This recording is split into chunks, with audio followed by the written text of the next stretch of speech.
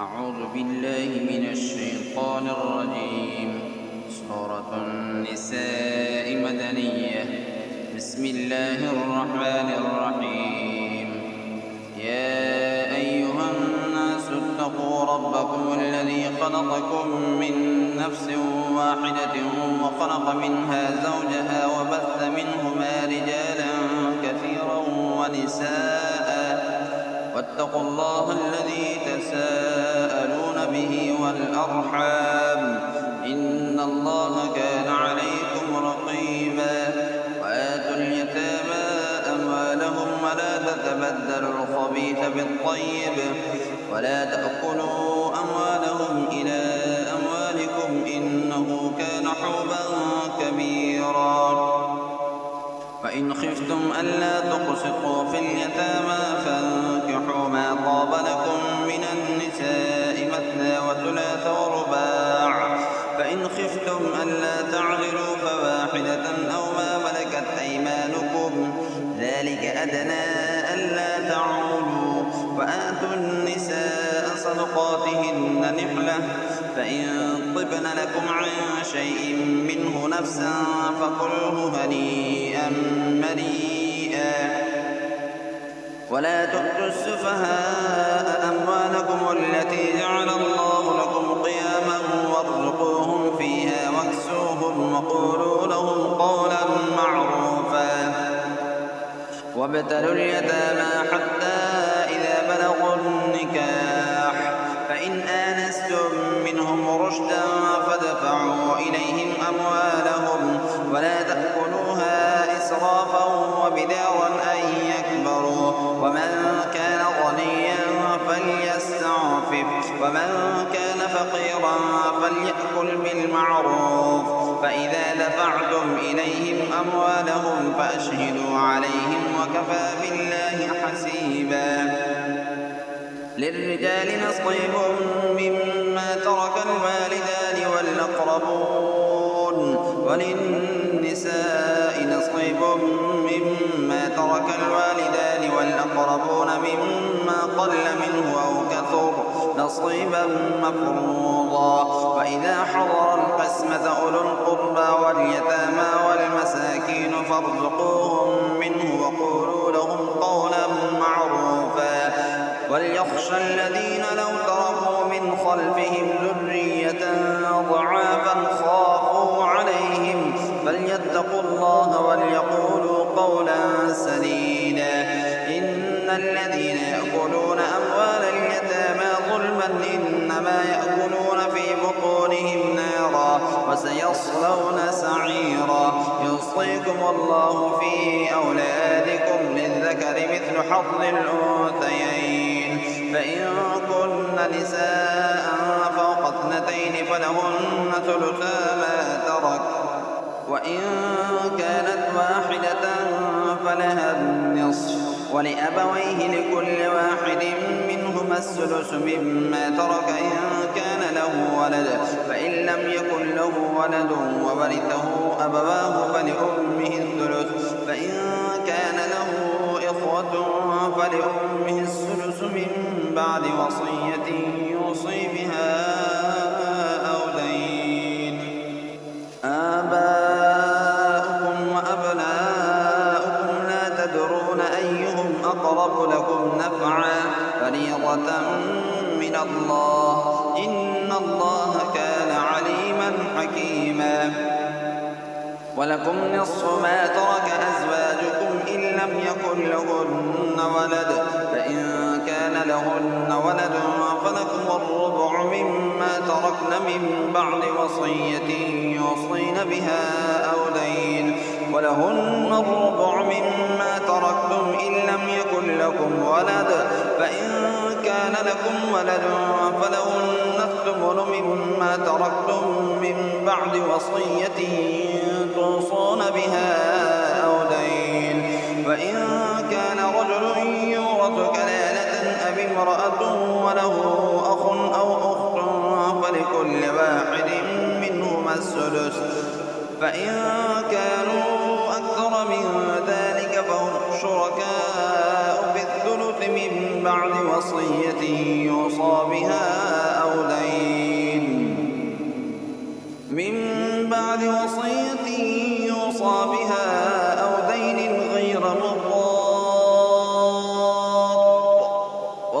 بقية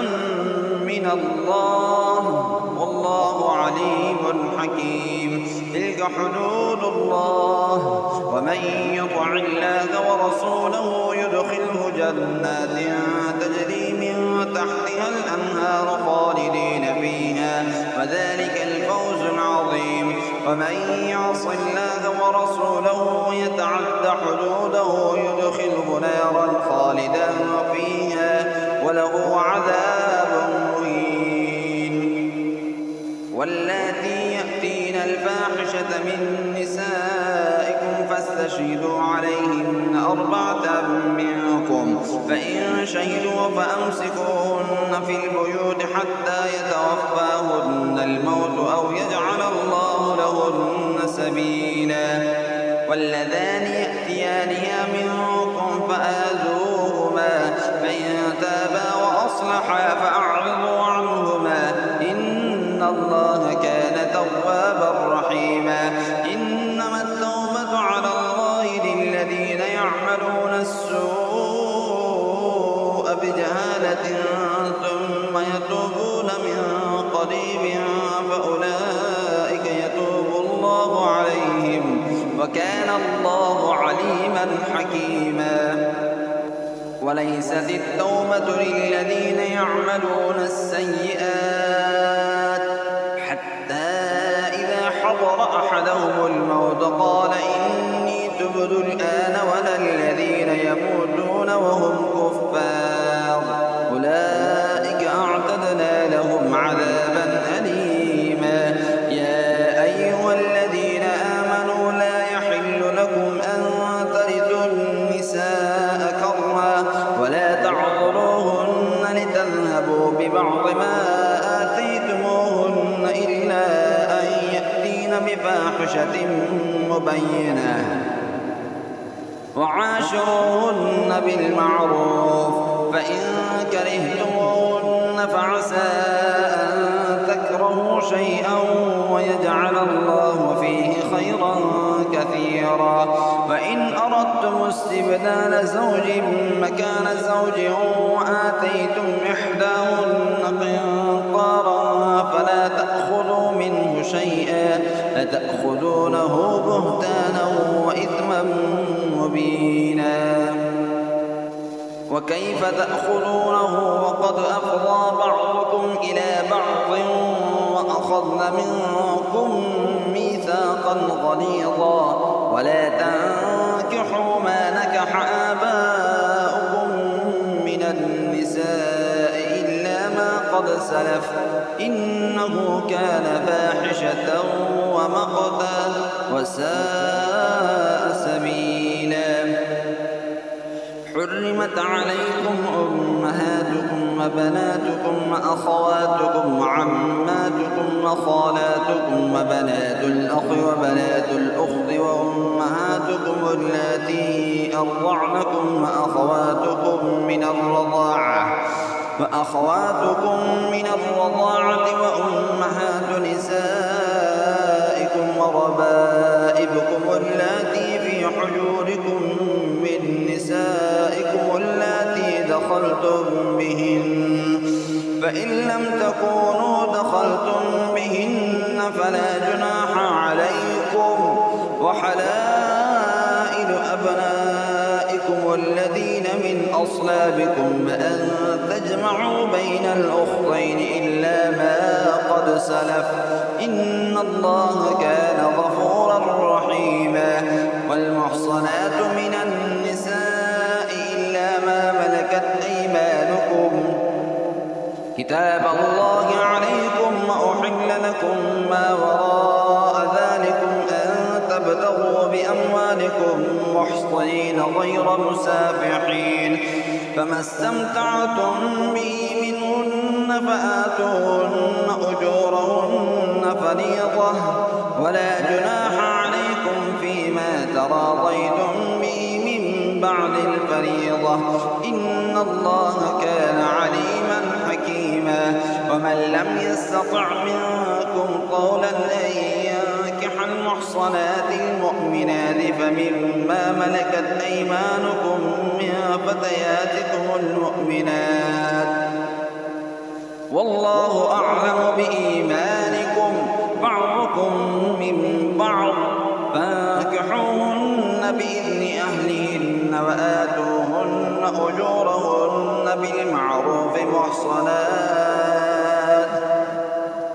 أهلهن وآتوهن أجورهن بالمعروف محصنات غير مسافحات ولا متخذات أخدان فإذا أحصن فإن أتين بفاحشة فعليهن نصف ما على المحصنات من العذاب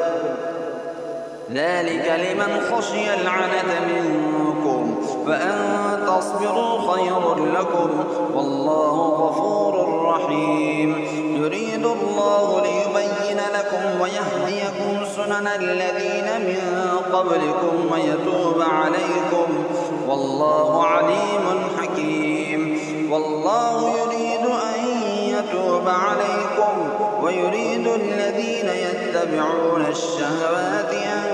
تميلوا ميلا عظيما يريد الله أن يخفف عنكم وخلق الإنسان ضعيفا يا أيها الذين آمنوا لا تأكلوا أموالكم بينكم بالباطل إلا أن تكون تجارة عن تراض منكم ولا تقتلوا أنفسكم إن الله كان بكم رحيما ومن يفعل ذلك عدوانا وظلما فسوف نصليه نارا وكان ذلك على الله يسيرا إن تجتنبوا كبائر ما تنهون عنه نكفر عنكم سيئاتكم وندخلكم مدخلا كريما ولا تتمنوا ما فضل الله به بعضكم على بعض للرجال نصيب مما اكتسبوا وللنساء نصيب مما اكتسبن واسألوا الله من فضله إن الله كان بكل شيء عليما ولكل جعلنا موالي مما ترك الوالدان والأقربون والذين عقدت أيمانكم فآتوهم نصيبهم إن الله كان على كل شيء شهيدا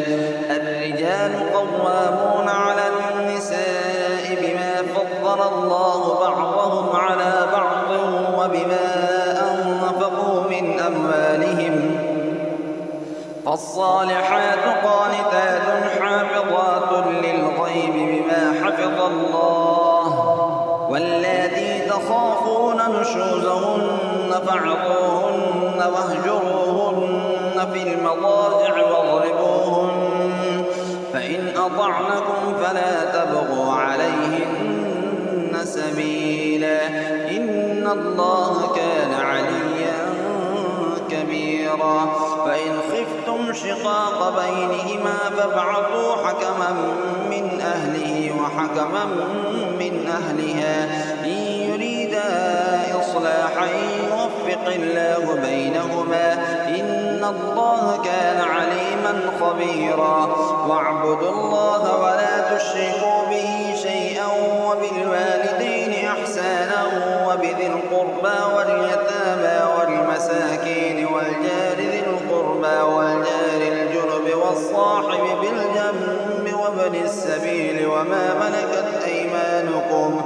إن الله لا يحب من كان مختالا فخورا الذين يبخلون ويأمرون الناس بالبخل ويكتمون ما آتاهم الله من فضله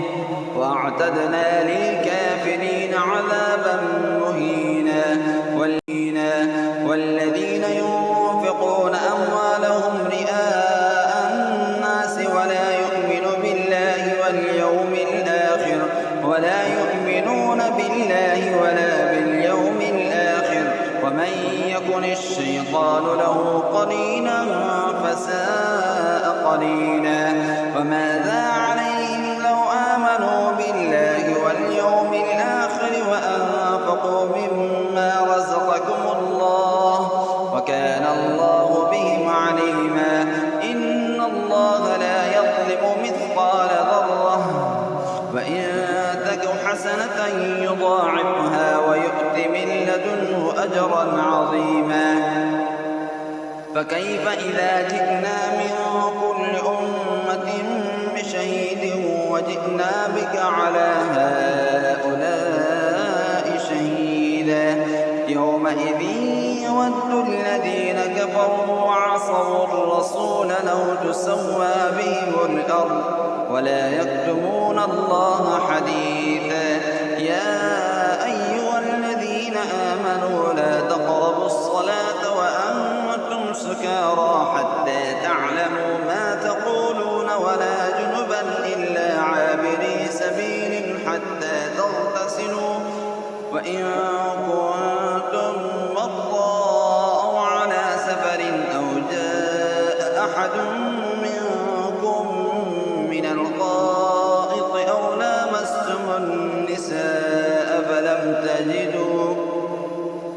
أو لامستم النساء فلم تجدوا ماء فتيمموا صعيدا طيبا فامسحوا بوجوهكم وأيديكم إن الله كان عفوا غفورا ألم تر إلى الذين أوتوا نصيبا من الكتاب يشترون الضلالة ويريدون أن تضلوا السبيل والله أعلم بأعدائكم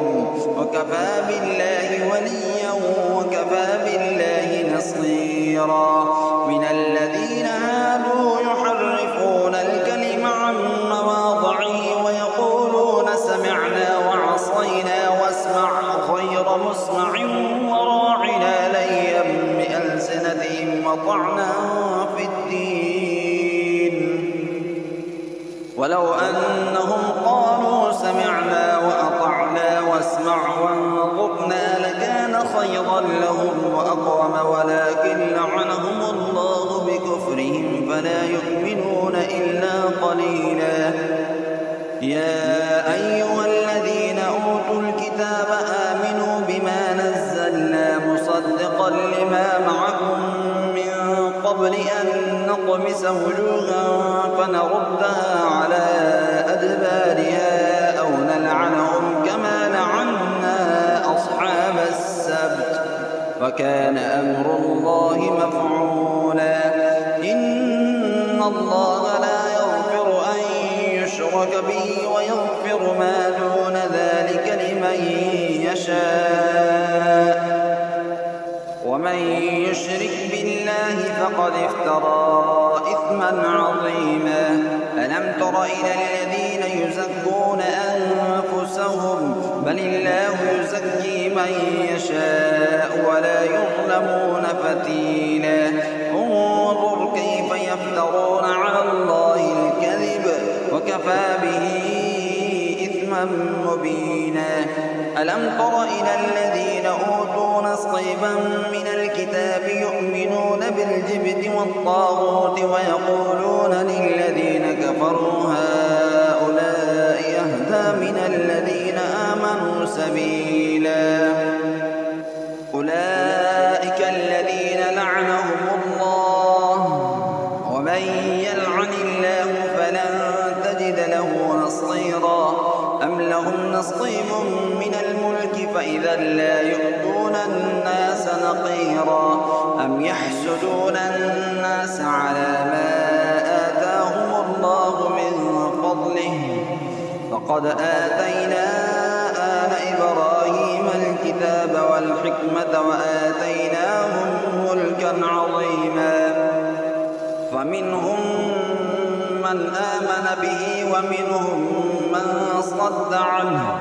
وكفى بجهنم سعيرا إن الذين كفروا بآياتنا سوف نصليهم نارا كلما نضجت جلودهم بدلناهم جلودا غيرها ليذوقوا العذاب إن إن الله كان عزيزا حكيما. والذين آمنوا وعملوا الصالحات سندخلهم جنات تجري من تحتها الأنهار خالدين فيها أبدا، لهم فيها أزواج مطهرة وندخلهم ظلا ظليلا. لهم فيها أزواج مطهرة وندخلهم ظلا ظليلا. إن الله يأمركم أن تؤدوا الأمانات إلى أهلها وإذا حكمتم بين الناس أن تحكموا بالعدل. إن الله نعم ما يعظكم به، إن الله كان سميعا بصيرا. يا أيها الذين آمنوا أطيعوا الله وأطيعوا الرسول وأولي الأمر منكم، فإن تنازعتم في شيء فردوه إلى الله والرسول إن كنتم تؤمنون بالله واليوم الآخر، ذلك خير وأحسن تأويلا. ألم تر إلى الذين يزعمون أنهم آمنوا بما أنزل إليك وما أنزل من قبلك يريدون أن يتحاكموا إلى الطاغوت وقد أمروا أن يكفروا به ويريد الشيطان أن يضلهم ضلالا بعيدا. وإذا قيل لهم تعالوا إلى ما أنزل الله وإلى الرسول رأيت المنافقين يصدون عنك صدودا. فكيف إذا أصابتهم مصيبة بما قدمت أيديهم ثم جاءوك يحلفون بالله إن أردنا إلا إحسانا وتوفيقا. أولئك الذين يعلم الله ما في قلوبهم فأعرض عنهم وعظهم وقل لهم في أنفسهم قولا بليغا. وما أرسلنا من رسول إلا ليطاع بإذن الله ولو أنهم إذ ظلموا أنفسهم جاءوك فاستغفروا الله واستغفر لهم الرسول لوجدوا الله توابا رحيما. فلا وربك لا يؤمنون حتى يحكموك فيما شجر بينهم ثم لا يجدوا في أنفسهم حرجا مما قضيت ويسلموا تسليما. ولو أنا كتبنا عليهم أن اقتلوا أنفسكم أو اخرجوا من دياركم ما فعلوه إلا قليل منهم ولو أنهم فعلوا ما يوعظون به لكان خيرا لهم أشد تثبيتا. وإذا لآتيناهم من لدنا أجرا عظيما ولهديناهم صراطا مستقيما. ومن يطع الله والرسول فأولئك مع الذين أنعم الله عليهم من النبيين والصديقين والشهداء والصالحين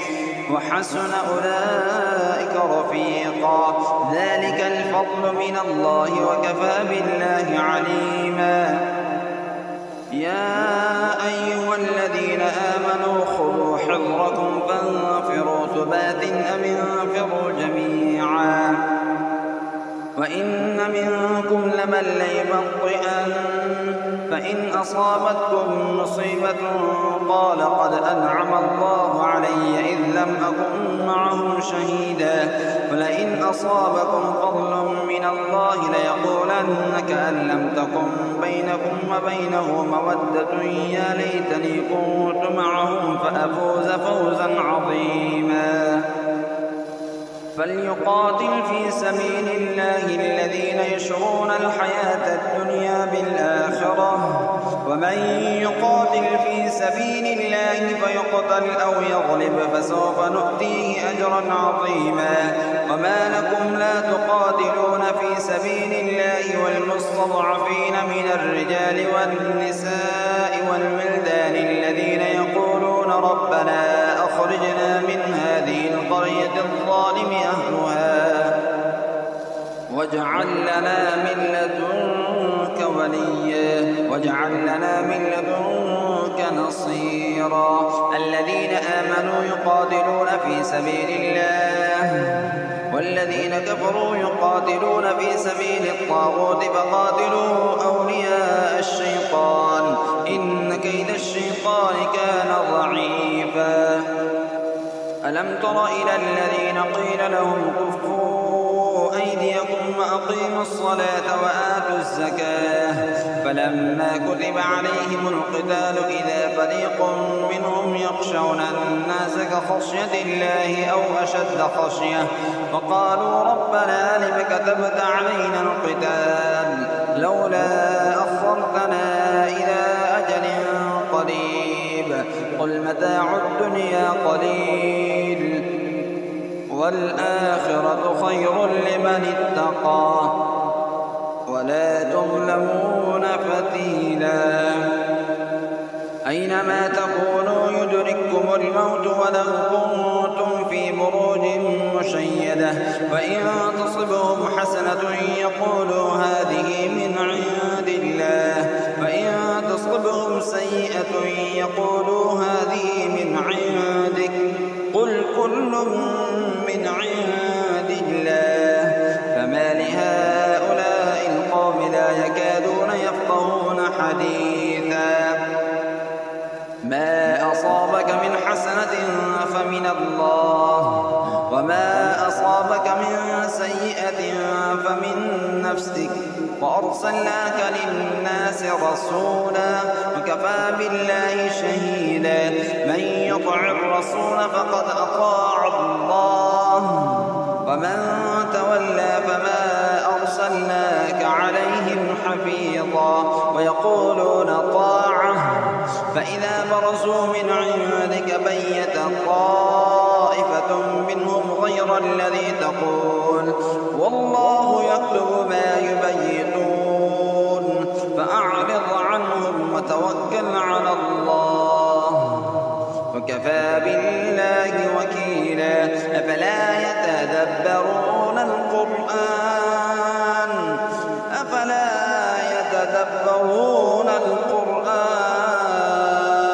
ولو كان من عند غير الله لوجدوا فيه اختلافا كثيرا. وإذا جاءهم أمر من الأمن أو الخوف أذاعوا به ولو ردوه إلى الرسول وإلى أولي الأمر منهم لعلمه الذين يستنبطونه منهم ولولا فضل الله عليكم ورحمته لاتبعتم الشيطان إلا قليلا. فقاتل في سبيل الله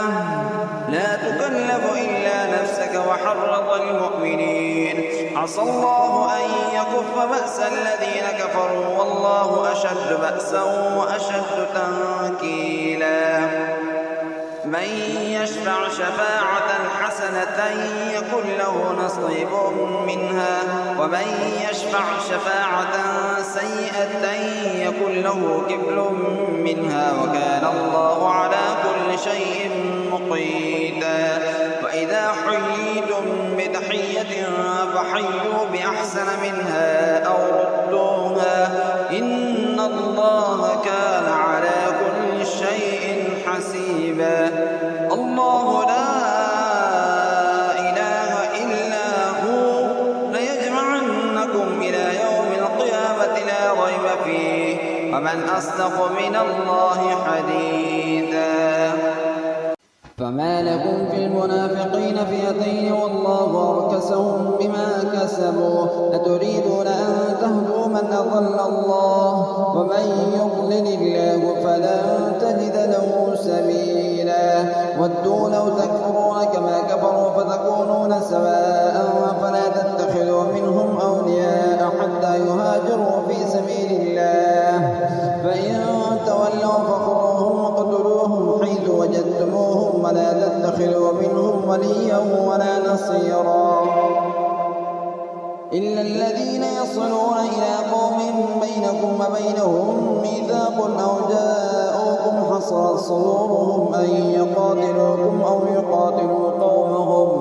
ولو شاء الله لسلطهم عليكم فلقاتلوكم فإن اعتزلوكم فلم يقاتلوكم وألقوا إليكم السلم فما جعل الله لكم عليهم سبيلا ستجدون آخرين يريدون أن يأمنوكم ويأمنوا قومهم كلما ردوا إلى الفتنة أركسوا فيها فإن لم يعتزلوكم ويلقوا إليكم السلم ويكفوا أيديهم فخذوهم واقتلوهم حيث ثقفتموهم وأولئكم جعلنا لكم عليهم سلطانا مبينا وما كان لمؤمن أن يقتل مؤمنا إلا خطأ فمن قتل مؤمنا خطأ فتحرير رقبة مؤمنة ودية مسلمة إلى أهله إلا أن يصدقوا فإن كان من قوم عدو لكم وهو مؤمن فتحرير رقبة مؤمنة وإن كان من قوم بينكم وبينهم ميثاق فدية مسلمة إلى أهله وتحرير رقبة مؤمنة فمن لم يجد فصيام شهرين متتابعين توبة من الله وكان الله عليما حكيما ومن يقتل مؤمنا متعمدا فجزاؤه جهنم خالدا فيها وغضب الله عليه ولعنه أعد له عذابا عظيما يا أيها الذين آمنوا إذا ضربتم في سبيل الله فتبينوا ولا تقولوا لمن ألقى إليكم السلام لست مؤمنا تبتغون عرض الحياة الدنيا فعند الله مغانم كثيرة كذلك كنتم من قبل فمن الله عليكم فتبينوا إن الله كان بما تعملون خبيرا لا يستوي القاعدون من المؤمنين غير أولي الضرر والمجاهدون في سبيل الله بأموالهم وأنفسهم فضل الله المجاهدين بأموالهم وأنفسهم على القاعدين درجة وكلا وعد الله الحسنى ففضل الله المجاهدين على القاعدين أجرا عظيما درجات منه ومغفرة ورحمة وكان الله غفورا رحيما إن الذين توفاهم الملائكة ظالمي قالوا فيما كنتم قالوا كنا مستضعفين في الأرض قالوا ألم تكن أرض الله واسعة فتهاجروا فيها فأولئك مأواهم جهنم وساءت مصيرا إلا المستضعفين من الرجال والنساء والولدان لا يستطيعون حيلة ولا يهتدون سبيلا فأولئك عسى الله أن يعفو عنهم وكان الله عفوا غفورا ومن يهاجر في سبيل الله يجد في الأرض مراغما كثيرا وسعة ومن يخرج من بيته مهاجرا إلى الله ورسوله ثم يدركه الموت فقد وقع أجره على الله وكان الله غفورا رحيما وإذا ضربتم في الأرض فليس عليكم جناح أن تقصروا من الصلاة إن خفتم أن يفتنكم الذين كفروا إن الكافرين كانوا لكم عدوا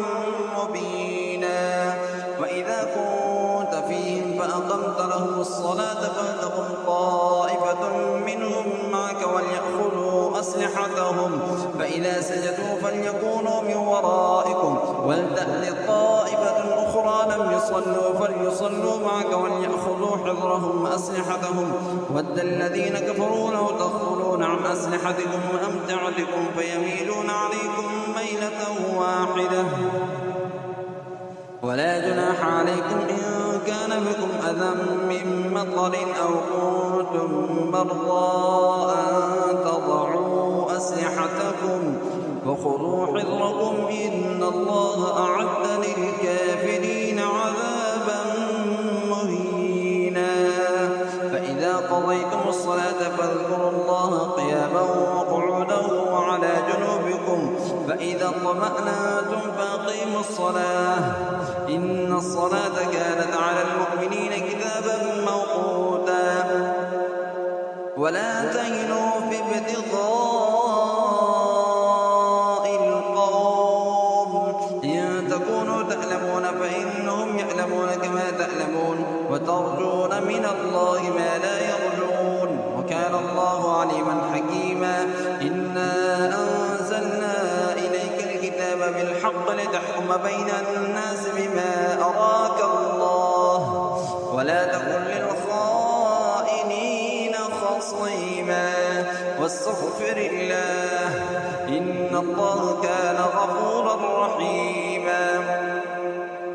ولا تجادل عن الذين يختانون أنفسهم إن الله لا يحب من كان خوانا أثيما يسخرون من الناس ولا يسخرون من الله وهو معهم إذ يبيتون ما لا يرضى من القول وكان الله بما يعملون محيطا ها أنتم هؤلاء جادلتم عنهم في الحياة الدنيا فمن يجادل الله عنهم يوم القيامة أم من يكون عليهم وكيلا ومن يعمل سوءا أو يظلم نفسه ثم يستغفر الله يجد الله غفورا رحيما ومن يكسب إثما فإنما يكسبه على نفسه وكان الله عليما حكيما ومن يكسب خطيئة أو إثما ثم يرم به بريئا فقد احتمل بهتانا وإثما مبينا ولولا فضل الله عليك ورحمته لهم طائفة منهم أن يضلوك وما يضلون إلا أنفسهم وما يضرونك من شيء وأنزل الله عليك الكتاب والحكمة وعلمك ما لم تكن تعلم وكان فضل الله عليك عظيما لا خير في كثير من نجواهم إلا من أمر بصدقة أو معروف أو إصلاح بين الناس ومن يفعل ذلك ابتغاء مرضات الله فسوف نؤتيه أجرا عظيما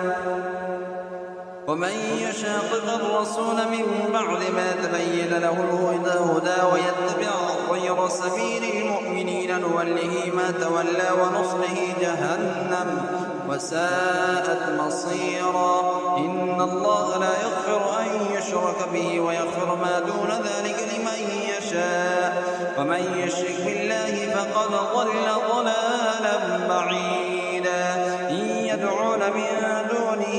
إلا إناثا وإن يدعون إلا شيطانا مريدا لعنه الله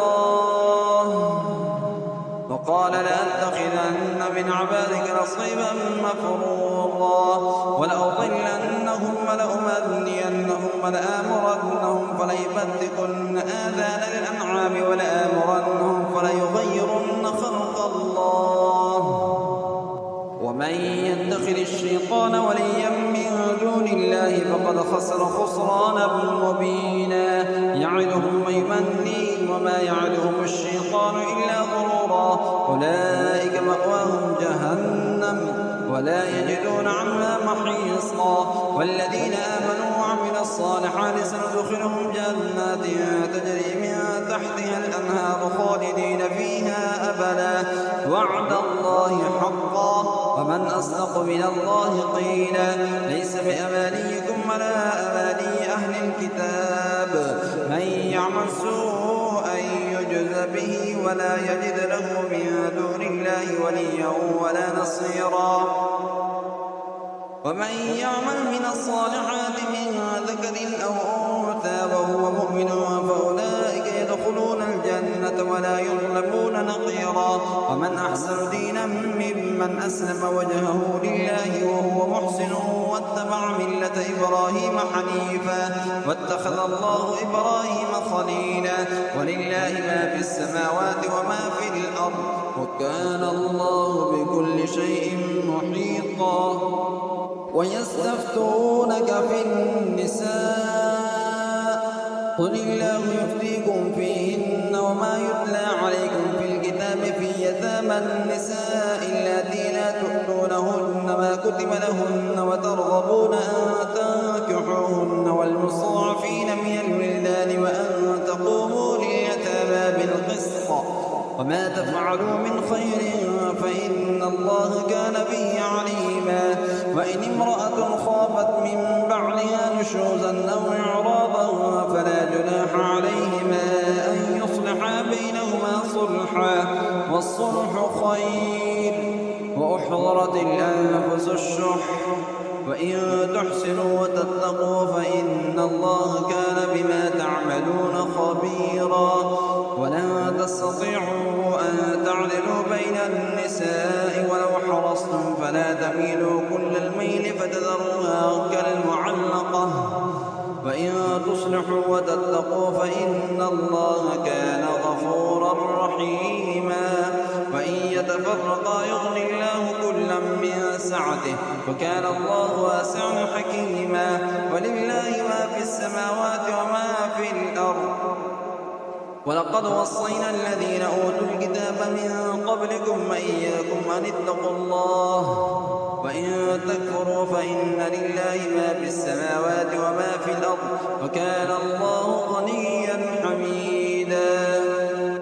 ولله ما في السماوات وما في الأرض وكفى بالله وكيلا. إن يشأ يذهبكم أيها الناس ويأت بآخرين وكان الله على ذلك قديرا. من كان يريد ثواب الدنيا فعند الله ثواب الدنيا والآخرة وكان الله سميعا بصيرا. يا أيها الذين آمنوا كونوا قوامين بالقسط شهداء لله ولو على أنفسكم أو الوالدين والأقربين. إن يكن غنيا أو فقيرا فالله أولى بهما فلا تتبعوا الهوى أن تعدلوا وإن تلووا أو تعرضوا فإن الله كان بما تعملون خبيرا. يا أيها الذين آمنوا بالله ورسوله والكتاب الذي نزل على رسوله والكتاب الذي أنزل من قبل ومن يكفر بالله وملائكته وكتبه ورسله واليوم الآخر فقد ضل ضلالا بعيدا. إن الذين آمنوا ثم كفروا ثم آمنوا ثم كفروا ثم ازدادوا كفرا لم يكن الله ليغفر لهم ولا ليهديهم سبيلا. بشر المنافقين بأن لهم عذابا أليما. الذين يتخذون الكافرين أولياء من دون المؤمنين أيبتغون عندهم العزة فإن العزة لله جميعا. وقد نزل عليكم في الكتاب أن إذا سمعتم آيات الله يكفر بها ويستهزأ بها فلا تقعدوا معهم حتى يخوضوا في حديث غيره إنكم إذا مثلهم إن الله جامع المنافقين والكافرين في جهنم جميعا. الذين يتربصون بكم فإن كان لكم فتح من الله قالوا ألم نكن معكم وإن كان للكافرين نصيب قالوا ألم نستحوذ عليكم ونمنعكم من المؤمنين فالله يحكم بينكم يوم القيامة ولن يجعل الله للكافرين على المؤمنين سبيلا. إن المنافقين يخادعون الله وهو خادعهم وإذا قاموا إلى الصلاة قاموا كسالى يراءون الناس ولا يذكرون الله إلا قليلا مذبذبين بين ذلك لا إله هؤلاء ولا إله هؤلاء ومن يضلل الله فلن تجد له سبيلا. يا أيها الذين آمنوا لا تتخذوا الكافرين أتريدون أن تجعلوا لله عليكم سلطانا مبينا إن المنافقين في الدرك الأسفل من النار ولن تجد لهم نصيرا إلا الذين تابوا وأصلحوا واعتصموا بالله وأخلصوا دينهم لله فأولئك مع المؤمنين وسوف يؤتي الله المؤمنين أجرا عظيما ما يفعل الله بعذابكم إن شكرتم وآمنتم وكان الله شاكرا عليما لا يحب الله الجهر بالسوء من القول إلا من ظلم وكان الله سميعا عليما إن تبدوا خيرا أو تخفوه أو تعفوا عن سوء فإن الله كان عفوا قديرا إن الذين يكفرون بالله ورسله ويريدون أن يفرقوا بين الله ورسله ويقولون نؤمن ببعض ونكفر ببعض ويريدون أن يتخذوا بين ذلك سبيلا أولئك هم الكافرون حقا وأعتدنا للكافرين عذابا مهينا والذين آمنوا بالله ورسله ولم يفرقوا بين أحد منهم أولئك سوف يؤتيهم أجورهم وكان الله غفورا رحيما يسألك أهل الكتاب أن تنزل عليهم كتابا من السماء فقد سألوا موسى أكبر من ذلك فقالوا أرنا الله جهرة فأخذتهم الصاعقة بظلمهم ثم اتخذوا العجل من بعد ما جاءتهم البينات فعفونا عن ذلك وآتينا موسى سلطانا مبينا ورفعنا فوقهم الطور بميثاقهم وقلنا لهم ادخلوا الباب سجدا وقلنا لهم لا تعدوا في السبت وأخذنا منهم ميثاقا غليظا فبما نقضهم ميثاقهم وكفرهم بآيات الله وقتلهم الأنبياء بغير حق وقولهم قلوبنا غلف بل طبع الله عليها بكفرهم فلا يؤمنون إلا قليلا وبكفرهم وقولهم على مريم بهتانا عظيما وقولهم إنا قتلنا المسيح عيسى ابن مريم رسول الله وما قتلوه وما صلبوه ولكن شبه لهم وإن الذين اختلفوا فيه لفي شك منه ما لهم به من علم إلا اتباع الظن وما قتلوه يقينا بل رفعه الله إليه وكان الله عزيزا حكيما وإن من أهل الكتاب إلا ليؤمنن به قبل موته ويوم القيامة يكون عليهم شهيدا فبظلم من الذين هادوا حرمنا عليهم طيبات أحلت لهم وبصدهم عن سبيل الله كثيرا وأخذهم الربا وقد نهوا عنه وأكلهم أموال الناس بالباطل وأعتدنا للكافرين منهم عذابا أليما لكن الراسخون في العلم منهم المؤمنون يؤمنون بما أنزل إليك وما أنزل من قبلك والمقيمين الصلاة والمؤتون الزكاة والمؤمنون بالله واليوم الآخر أولئك سنؤتيهم أجرا عظيما إنا أوحينا إليك كما أوحينا إلى نوح والنبيين من بعده وأوحينا إلى إبراهيم وإسماعيل وإسحاق ويعقوب والأسباط وعيسى وأيوب ويونس وهارون وسليمان وآتينا داود زبورا ورسلا قد قصصناهم عليك من قبل ورسلا لم نقصصهم عليك وكلم الله موسى تكليما رسلا مبشرين ومنذرين لئلا يكون للناس على الله حجة بعد الرسل وكان الله عزيزا حكيما لكن الله يشهد بما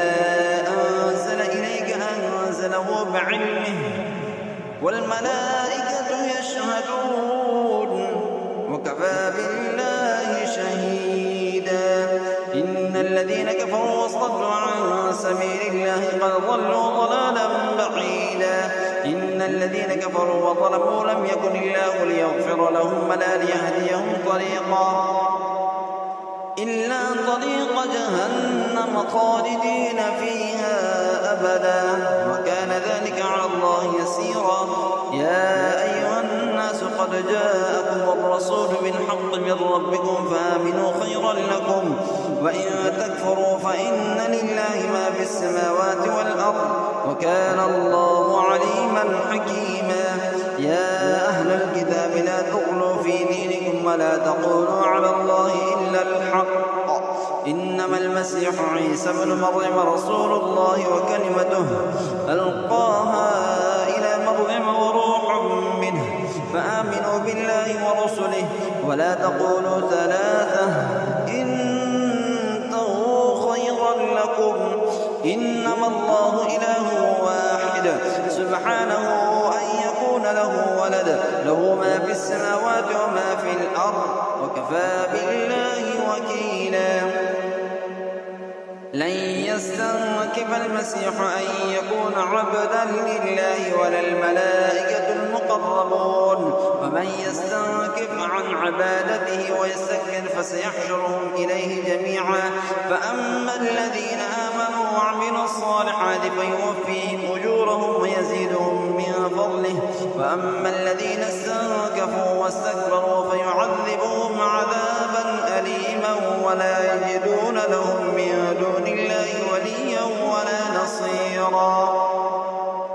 يا أيها الناس قد جاءكم برهان من ربكم وأنزلنا إليكم نورا مبينا فأما الذين آمنوا بالله واعتصموا به فسيدخلهم في رحمة منه وفضل ويهديهم إليه صراطا مستقيما يستفتونك قل الله يفتيكم في الكلالة إن امرؤ هلك ليس له ولد وله أخت فلها نصف ما ترك وهو يرثها إن لم يكن لها ولد فإن كانت اثنتين فلهما الثلثان مما ترك وإن كانوا إخوة رجالا ونساء فللذكر مثل حظ الأنثيين يبين الله لكم